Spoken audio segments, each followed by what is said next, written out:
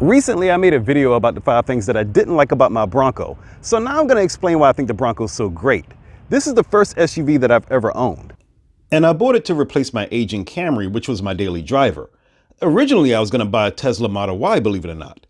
That may sound strange because these two vehicles aren't considered competitors. So what made me switch to the Bronco, you might ask? Well, that question brings me to one of the main reasons that makes the Bronco so great. The coolness factor. Don't get me wrong, Teslas are cool too, that's why I was going to buy one, but it's cool in a different way to the Bronco.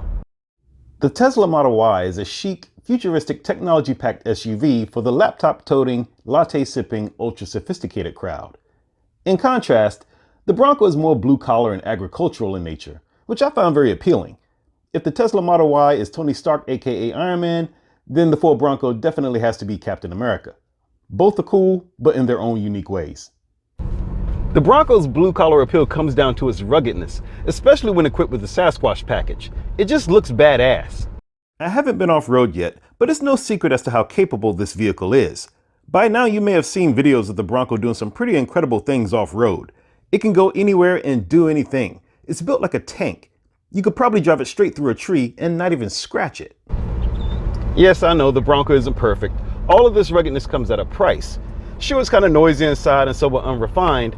The top may rattle sometimes and the suspension setup may make it jitter over certain bumps. But to me, that's all part of its rugged persona. The Bronco makes no apologies for what it is, and I can respect that. It's a big vehicle, but it's easy to drive and very maneuverable. The turning radius is excellent. But if you really find yourself in a tight spot, then you can press this little button right here, which locks the inside back wheel, and you can turn even sharper.